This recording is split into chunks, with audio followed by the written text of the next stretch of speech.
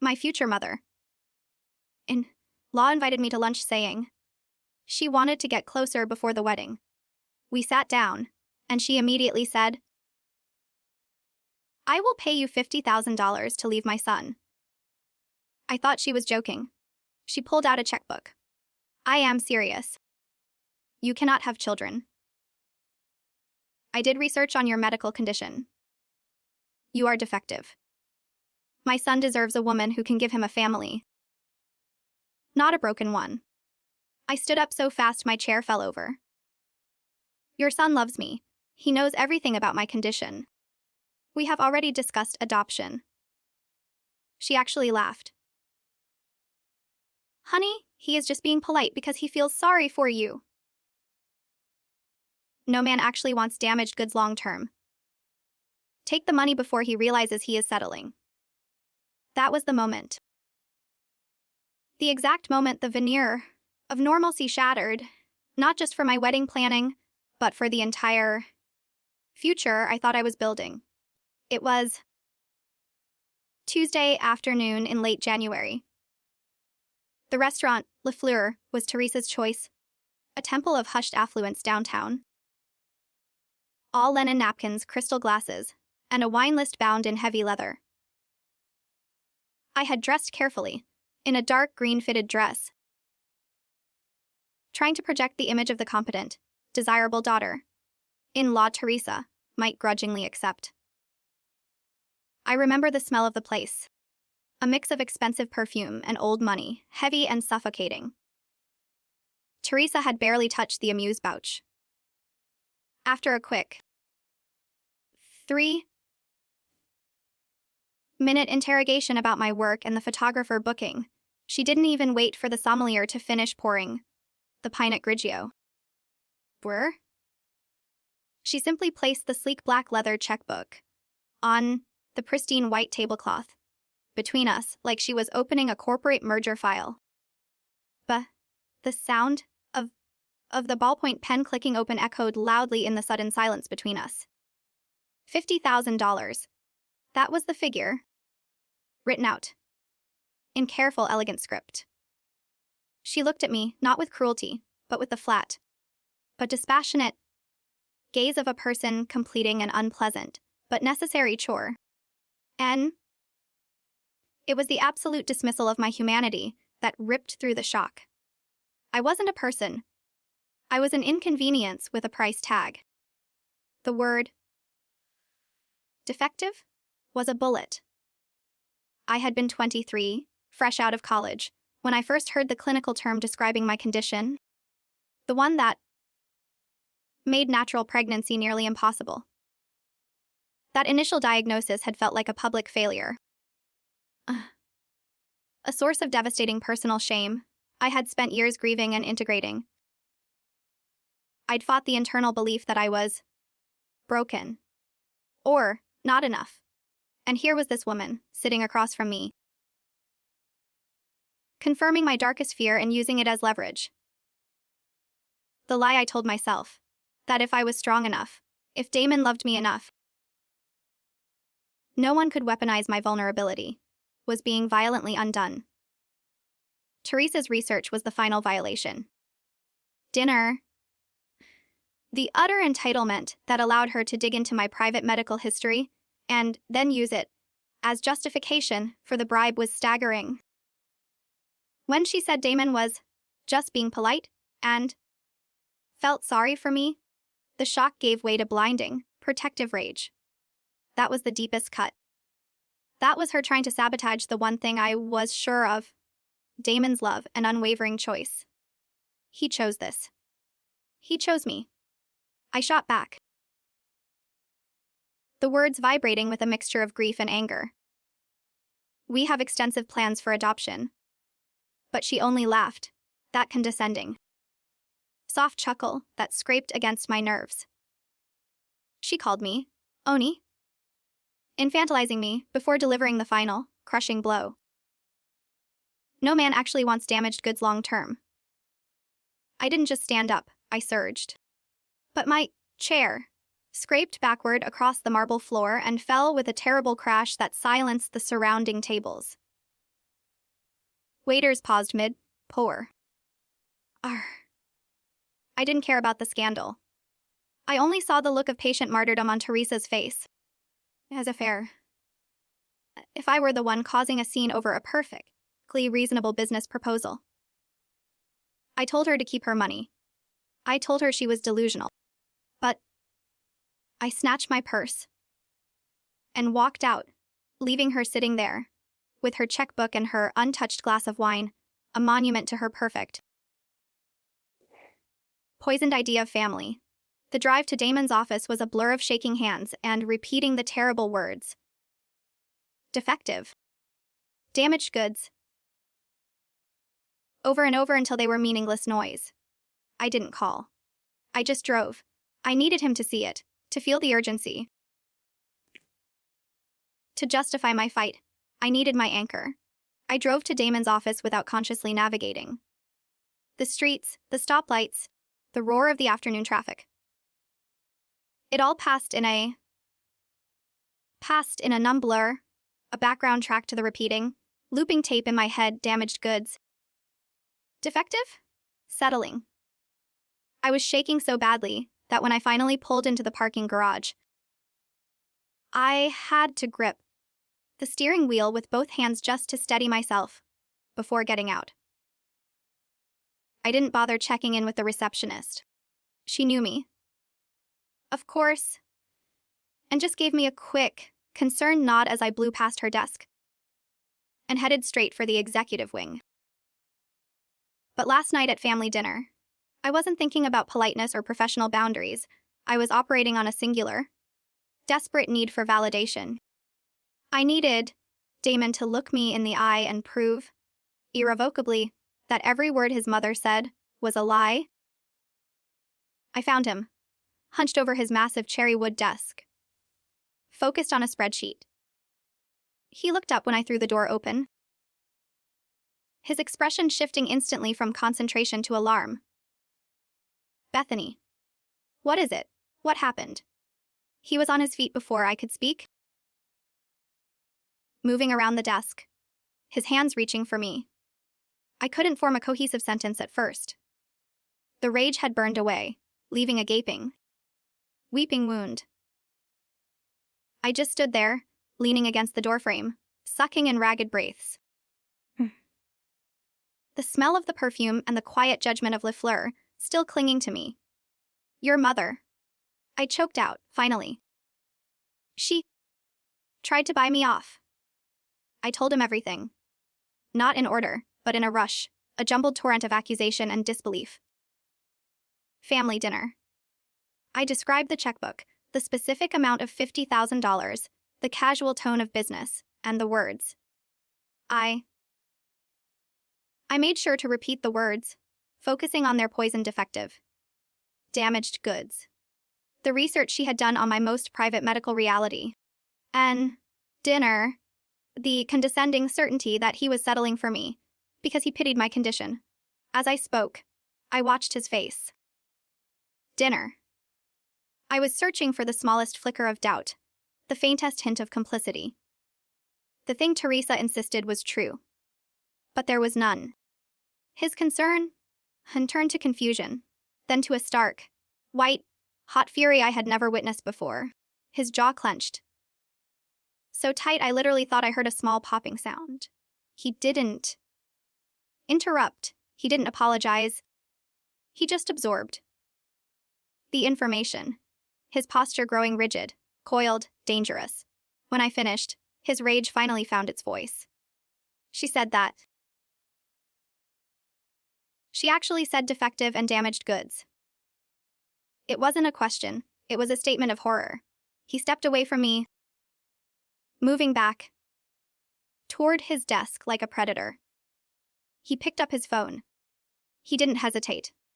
He pulled up his mother's number and pressed call, slamming the phone down on the speaker function. The tiny sound of the dialing tone filled the large, quiet office, amplifying the tension to an almost unbearable degree. Teresa answered on the second ring, her voice sickeningly sweet and cheerful. Hi, sweetie. How is your afternoon going? Damen didn't let her finish. He didn't use her name. He just delivered the line I will never forget, his voice a low, vibrating growl that barely sounded like him. What the F word is wrong with you? Teresa played dumb immediately, her voice rising in a practiced register of innocent confusion. Damen, why are you yelling? What are you talking about? You know exactly what I am talking about. He roared, ignoring her fragile act. I know about the lunch. I know about the $50,000. I know every single thing you said to Bethany. And she is sitting right here. The silence on the other end was momentary, a pregnant pause where Teresa briefly abandoned her mask of innocence. Then, the inevitable happened. She doubled down. She didn't apologize. She didn't deny. She shifted seamlessly into the role of the devoted, wounded mother. I was just trying to protect you, Damen. I did what any good mother would do. She has trapped you with her sob story. And I was trying to give you an out before it was too late. I love you too much to watch you throw your life away on someone who cannot give you a real legacy. Hearing her say that I had trapped him, that his love was a mere act of pity, broke Damen. His voice pitched higher, cracking with pure betrayal. She did not trap me. I knew everything about her condition before we even got serious. I chose to be with her anyway. You had no right to try and pay off my future wife like she was some kind of problem to be solved. That was her cue. The defense mechanism I'd seen so many times before at family dinners, the tears. You are taking her side against your own mother. I sacrificed everything for you. Her voice turned shrill with theatrical sobs. But this time, Damen did not retreat. He did not soften. He told her what she did was unforgivable, and that she owed me a sincere apology. When she declared she would never apologize for loving her son, Damen ended the call. He didn't say goodbye. He just pressed the button, cutting her off mid-sentence. We sat in that furious silence for nearly an hour afterward. He kept repeating, I can't believe she did that. I am so sorry, Bethany. I will handle this. His absolute, immediate choice of me over her was the only thing that kept me from shattering completely. The validation I sought was delivered not in words, but in the devastating finality of that hung-up phone call. The bribe had failed. His love was real. But the war had just begun. Damen and I went home that evening, but the fury we shared had been replaced by a tense, heavy silence. We were in a state of siege. We knew the moment Damen hung up on his mother, she hadn't started reflecting on her mistakes. She had started building her defense. We didn't have to wait long for the counterattack. Within the hour, Damen's phone, which was resting face up on the kitchen counter, began vibrating relentlessly. First, it was Harold, Damen's father. Then his sister, Annabelle. But Teresa was spinning her version of events before we could even formulate ours. She was the victim, a life carried in him, hysterically claiming I had attacked her at the restaurant, reducing my furious walkout to an unwarranted physical assault. Damen spent a few minutes pacing, his rage cooling into a dangerous, strategic calm. He knew he couldn't ignore them, because ignoring them would allow Teresa's narrative to solidify.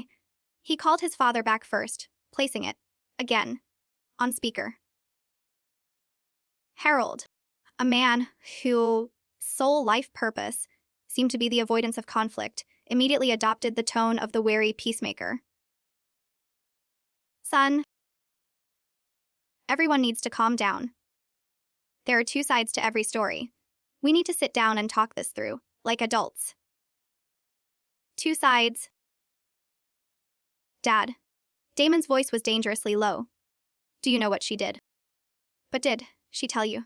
She tried to pay Bethany $50,000 to disappear. There was a long, awkward pause on the line. Harold cleared his throat, the sound tinny through the speaker. Well, she mentioned. She had a conversation with Bethany about the future. A conversation, yes. I gripped the counter. A conversation about the future. That's how they were sanitizing the words defective and damaged goods. That's how they minimized and attempted me from their son's life. Damon's composure finally fractured.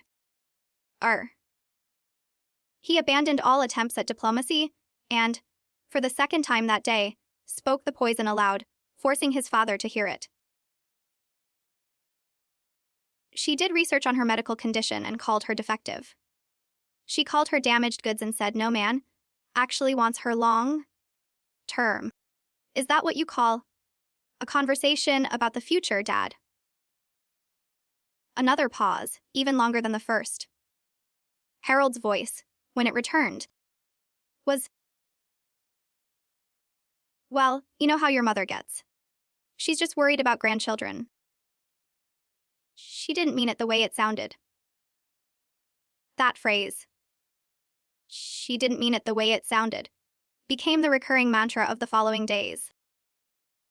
It felt like gaslighting on a family scale. Dinner.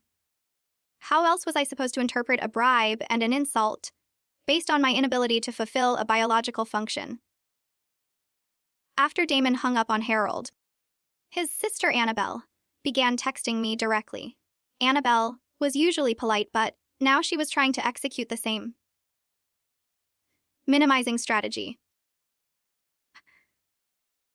Her initial texts were concerned, asking if I was okay, but they quickly devolved into requests for me to yield.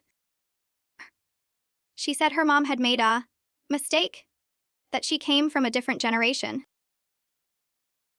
and that maybe I was being little too sensitive about the whole thing.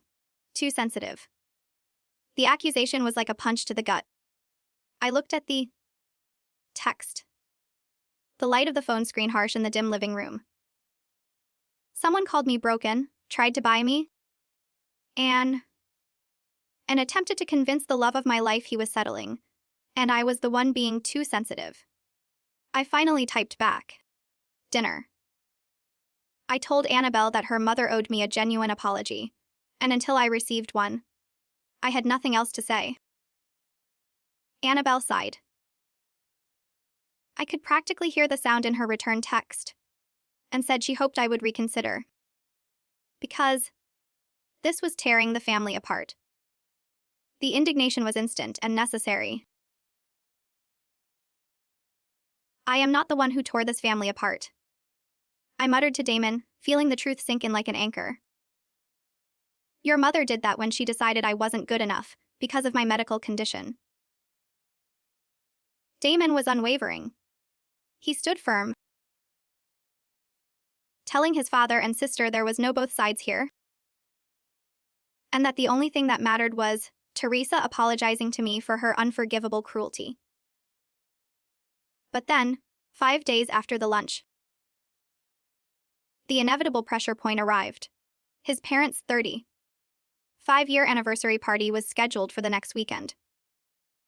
It was a huge pre-planned production, with extended family flying in from out of state. Harold called Damen late that evening, the anxiety palpable in his voice. He still expected us to come. Skipping the party, he claimed, would be making a statement and escalating the situation unnecessarily. He said Teresa was willing to move past this. If I was not willing to apologize, not willing to admit fault, just willing to move past it. Damen hung up and we stared at each other across the coffee table. I knew this was the moment of decision, family dinner. The moment where our relationship would either absorb this massive external shock or shatter under the pressure of his family's entitlement. I loved Damen, but was I ready to sign up for decades of holidays with a woman who thought I was disposable?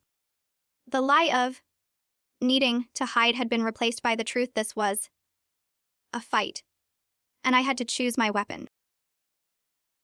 The next day was consumed by a quiet dread. Damen was desperate to protect me and swore he would support any decision I made. Whether it was flying to the Caribbean until the wedding or showing up at his parents' party to raise hell.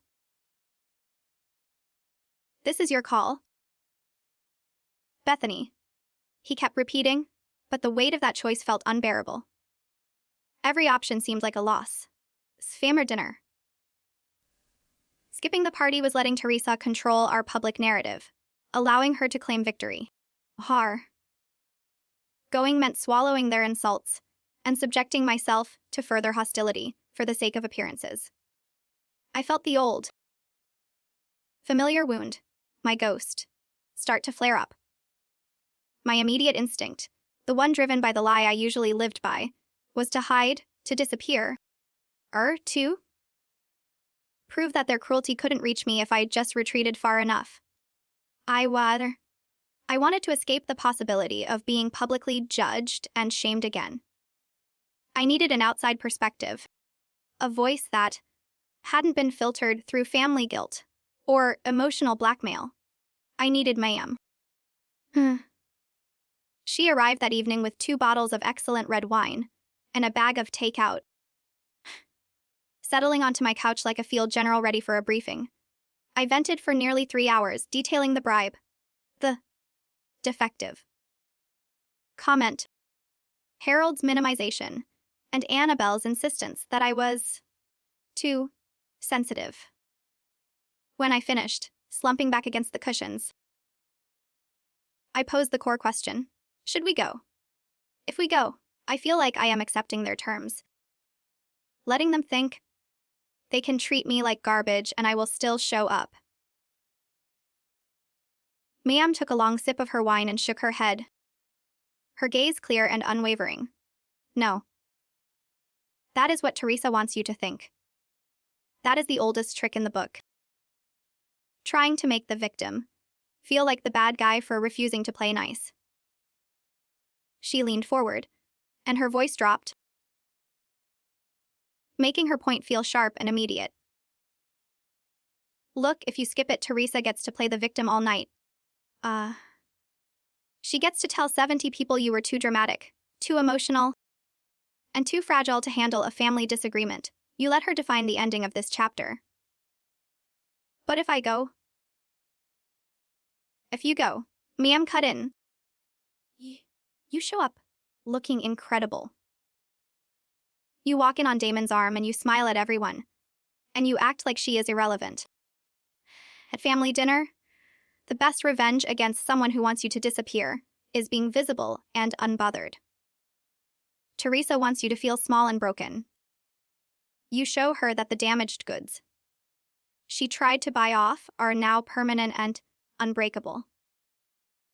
Mayam's perspective was like a blast of cold, clean air. It wasn't about seeking peace, it was about asserting power. But it shifted the conflict from an internal struggle over my worth to an external strategy for dominance. Showing up was a declaration of war, but a war fought on my terms. The event space Harold had rented was bathed in a warm, sepia glow. It was a perfect, curated setting for a celebration of 35 years of flawless marital bliss.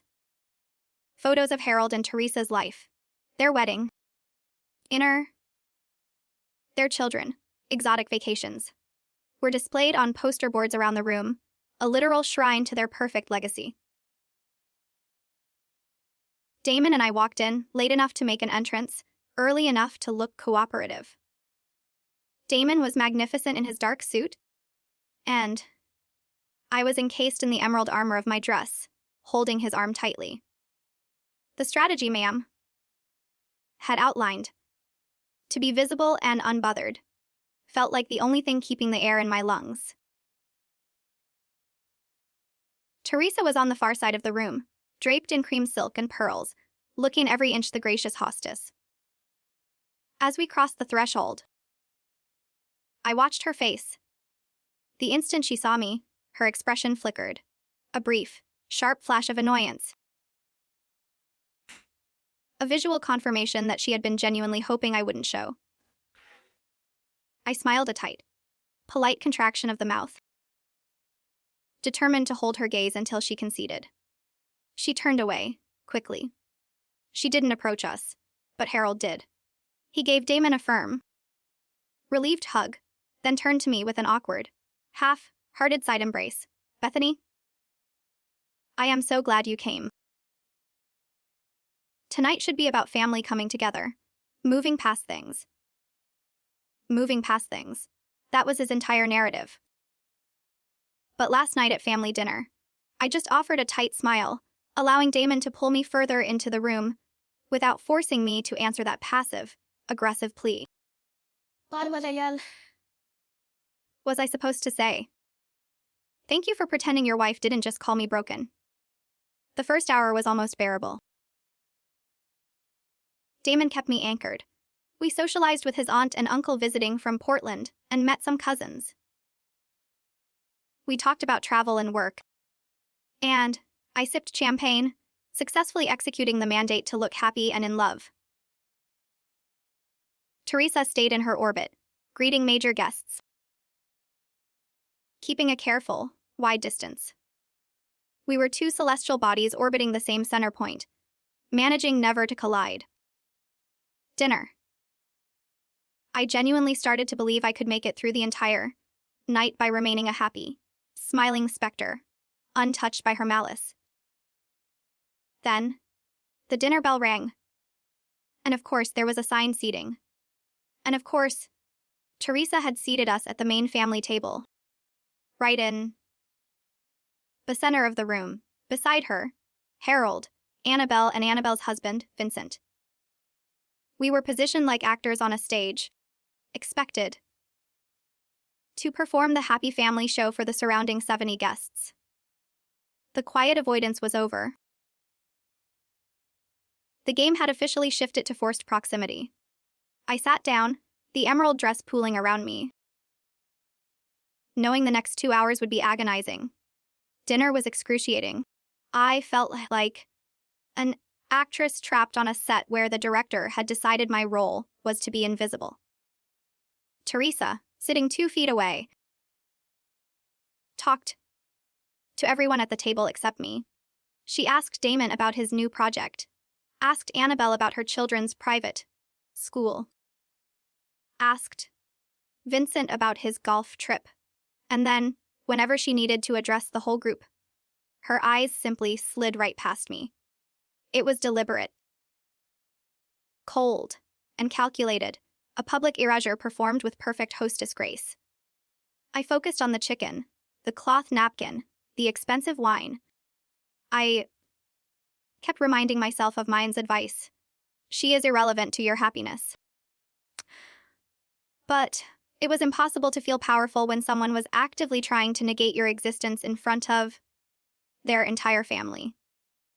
The silence, whenever it occurred on my side of the table, felt like a public accusation. Then Harold stood up to make his toast. He began with the standard sentiments about 5 years of partnership and building a life together. Dinner? The perfect family narrative they were celebrating. He spoke of his gratitude for his children, Annabelle and Damen, and the families they were building. He mentioned Annabelle, Vincent, and their 2 biological children with warmth and pride. And then he turned his attention toward me. He said he was excited to welcome their future daughter-in-law, and he hoped I knew I was already part of the family, despite any challenges we might face. Challenges. That was it. My medical reality. But La 50. The $50,000 bribe, the insults, it was all condensed into that single, patronizing word. But a minor speed bump on the road to family harmony. It was a dismissal so complete it made the rage return, slow and hot in my chest. But the worst was yet to come. Teresa stood up after him, holding her champagne flute, and looked directly at me for the first time all evening. She began speaking about the sanctity of family and the importance of protecting the legacy she and Harold had built. I haven't always been perfect, she confessed, her voice thick with emotion. But everything I do comes from a place of love. She paused, making sure everyone was listening. Being a mother means making hard choices. And sometimes, love means protecting your children, even when they don't understand it in the moment. She was speaking about me. She was justifying her bribe and her cruelty in front of 70 people. Family dinner. Subtly framing herself as the devoted guardian, and me as the knave threat, who simply didn't understand her sacrifice. Dinner. She's making herself a martyr, and the whole room was applauding the performance. I felt Damen grab my hand under the table, his grip like steel. Family dinner. I knew he was vibrating with the same fury and horror I felt, but we both sat there, silent, allowing her to finish her disgusting public rehabilitation. As soon as the applause died down, I told Damen I needed air. Family dinner. I slid out of my chair and walked quickly out a side door to a small, enclosed patio area behind the venue. The cold night air hit my face. A necessary shock. After the stifling atmosphere inside, I stood staring at the parking lot, trying to pull myself together, when I heard the patio door open behind me. It was Teresa. She walked over slowly, calmly. Dinner, taking a deep breath of the night air as if she were simply enjoying a break. She stood next to me, gazing out at the cars, and the sight of her expensive cream dress against the backdrop of the dark night was sickeningly serene. I am glad you came tonight, Bethany, she said, her voice low and composed. Professional. It shows you are mature enough to put family first. I hope we can put our little disagreement behind us and move forward. Our little disagreement. I turned to face her, finally free from the eyes of the other guests. Are you serious? You think calling me defective and trying to pay me $50,000 to disappear is a little disagreement? She gave me that look. The patient, condescending look one gives a difficult child. I am sorry you took my words so personally, but I was just being honest about my concerns. Any mother would have concerns about her son marrying someone who cannot give him children. It wasn't personal. It was just practical. Practical. That word, applied to my deepest vulnerability, snapped my last thread of patience.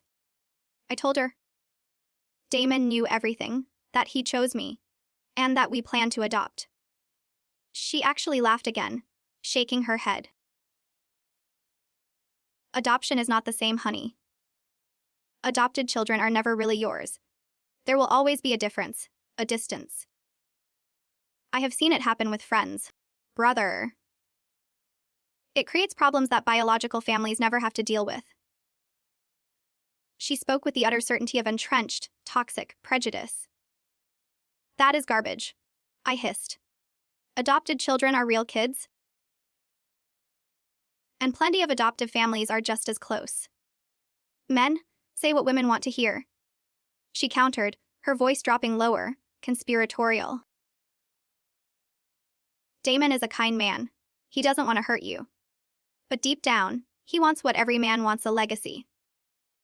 Children who look like him, who carry his genes. You are selfish for denying him that. I was shaking, my vision tunneling with helpless rage. She called me selfish for a medical condition I didn't choose. I told you Damen brought up adoption first? I protested. I'm trying at family dinner. Trying to cling to the reality she was systematically dismantling. Of course, he did. He is a good man making the best of a bad situation. But given the choice between a woman who could have his children and one who couldn't, biology is biology. I told her opinion didn't matter. I told her we were getting married whether she liked it or not. She finally grew quiet for a second, then delivered the blow that irrevocably moved the conflict from my worth to the validity of our future family. It was the ultimate, cold-blooded threat. Since you are determined to stay, she said, her voice utterly calm, I want you to understand something. I will never accept your adopted children as my real grandchildren. Not fully. Annabelle's children will always come first because they are my blood. And I will not pretend otherwise. If you marry my son, your children will grow up, knowing they are second class in this family. I could only stare at her. She wasn't just expressing a prejudice. She was announcing her future intentions to emotionally abuse my children.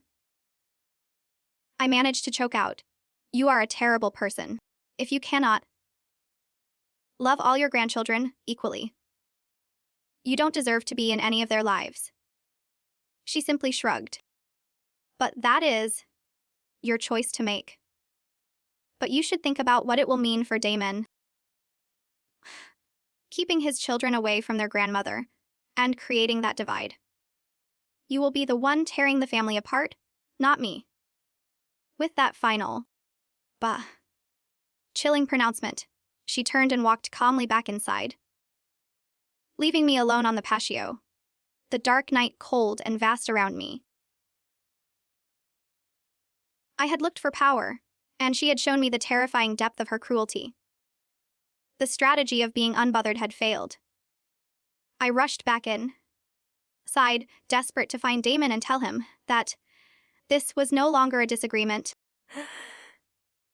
It was a threat to the soul of our future family. When I re-entered the reception, I was no longer concerned with being unbothered. I was a missile with one target. I spotted Damen talking to his aunt and immediately pulled him by the wrist into a quiet hallway near the restrooms.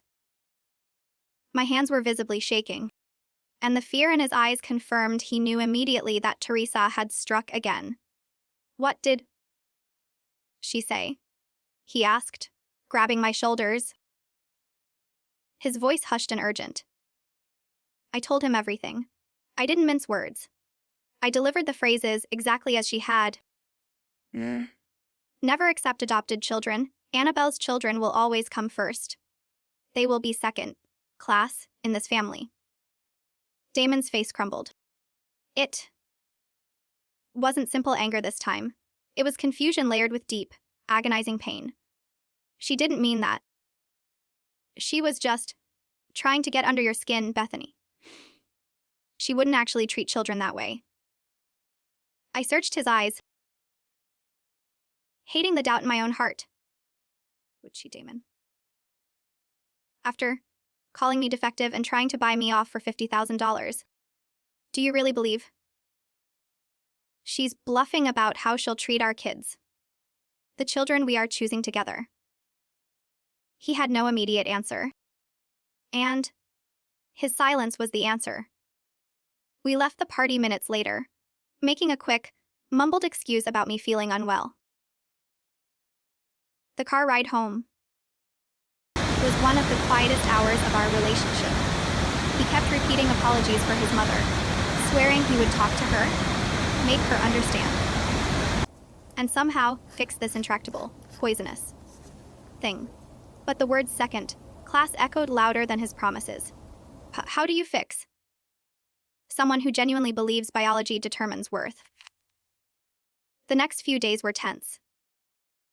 Damen tried repeatedly to contact Teresa, but she either ignored his calls or gave him short, evasive texts about being busy with party cleanup.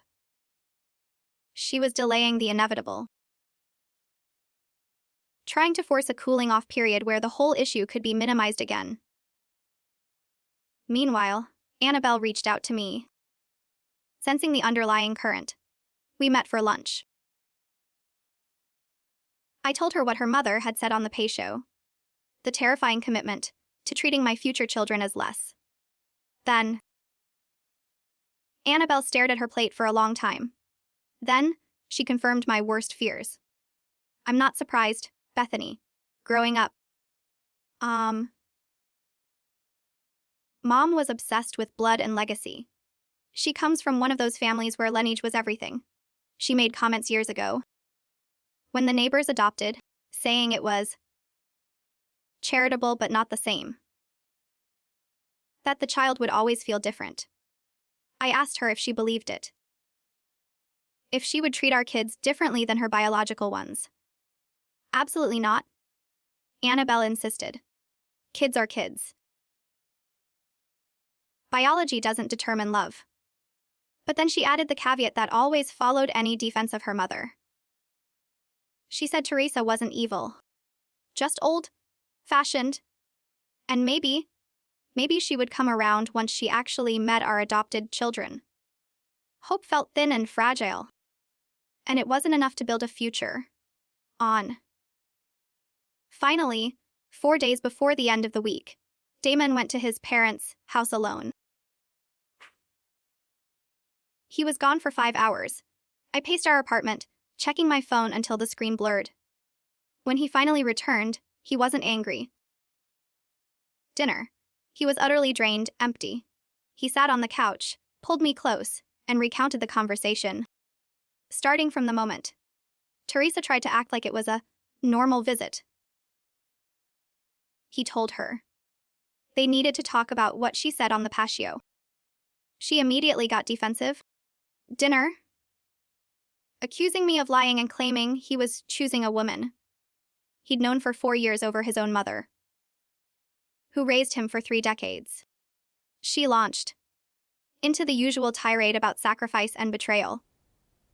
I told her this wasn't about sides. Damen explained, his voice flat with exhaustion.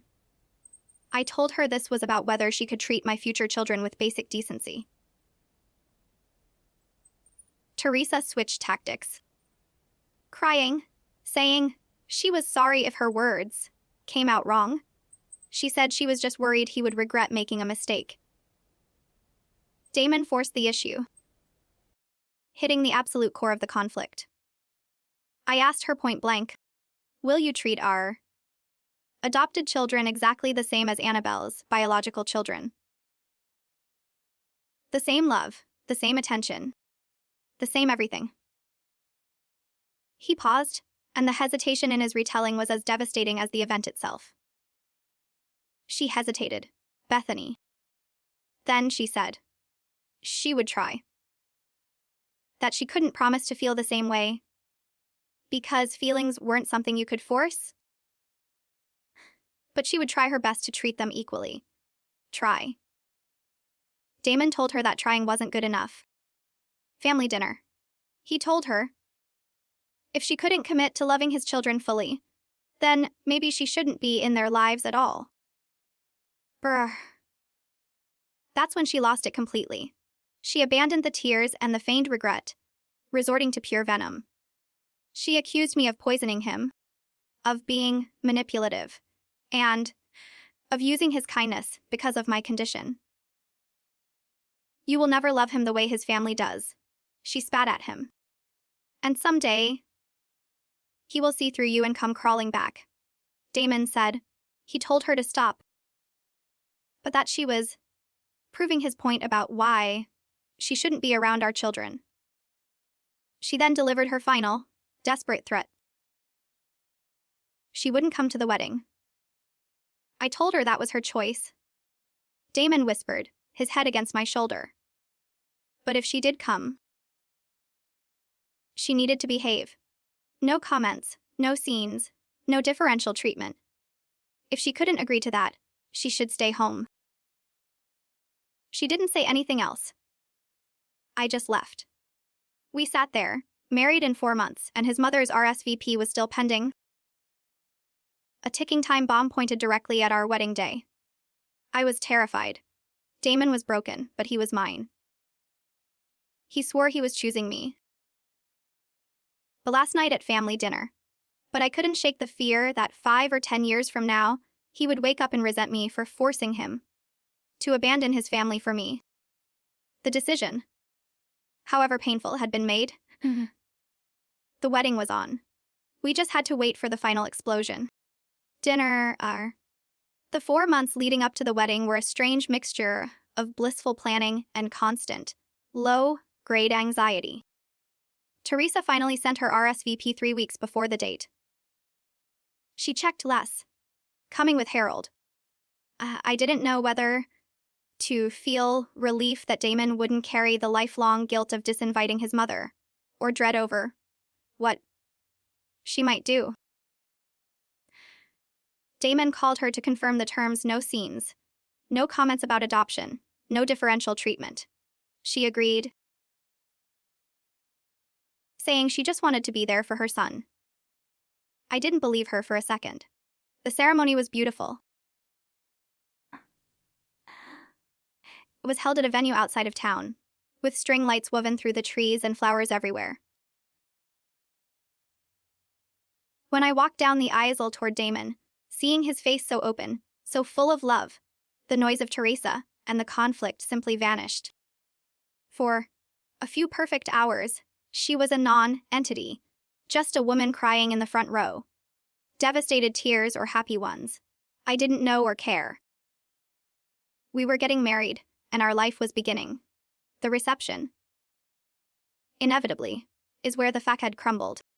We had enjoyed our first dance and the heartwarming toasts. I was just beginning to relax. Dinner. To feel the genuine joy of being surrounded by people who loved and supported us, when I headed toward the powder room. Teresa was waiting. She was standing in the hallway, an elegant, stationary blockade. When she saw me, she stepped directly into my path. I told her whatever she needed to say could wait until after the wedding, but she grabbed my arm, her fingers surprisingly strong. It can't wait. Bethany, I need you to understand something before you officially become part of this family. I was stunned because she sounded different. She actually started with an apology. She admitted the $50,000 was a mistake. She admitted the words defective and damaged goods were cruel, and she shouldn't have used them. I felt a tiny, fragile pinprick of hope. Perhaps the conversation with Damen had worked after all. However, she continued, and the word landed like a stone. I still believe what I believe about biology and family. I want you to know that even though I will be polite and civil, family dinner, I will never feel the same way about your adopted children as I feel about Annabelle's biological children. She claimed she was doing this for honesty. I couldn't. She must me. This wasn't honesty, it was cruelty dressed up as nobility. I told her she was deliberately using the truth as a weapon to hurt people. She could have kept her opinions to herself and simply treated our children with kindness. But she was choosing to announce her prejudice like it was a moral virtue. She countered that I was naive if I thought those feelings could be hidden. She claimed children could sense those things, and she was doing me a favor by being clear. Then, she tried her final, familiar tactic, isolating Damen. She accused me of being threatened by her, of knowing Damen would always love his mother, and trying to poison him against his own family to destroy that bond. You are delusional, I said, pulling my arm free. The only person destroying her bond with Damen is you, through your own manipulation. I am done having this conversation on my wedding day. I tried to walk past her, but she lunged and grabbed my arm again.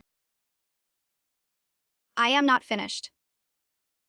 That's when Damen appeared at the end of the hallway. He saw his mother gripping my arm, saw my distress. but in his face went instantly flat with cold fury. He was across the hall in 3 strides. "What is going on here?" he demanded, his voice low and dangerous. I told him exactly what she'd done. She cornered me to inform me, one last time, that she will never accept our adopted children. And she wanted to make sure I knew that before I officially joined the family. Damen turned to his mother. "Did you really wait until our wedding day to say this?" She started to cry, of course, deploying the victim act one last time. She claimed she was just trying to be honest and that he was overreacting.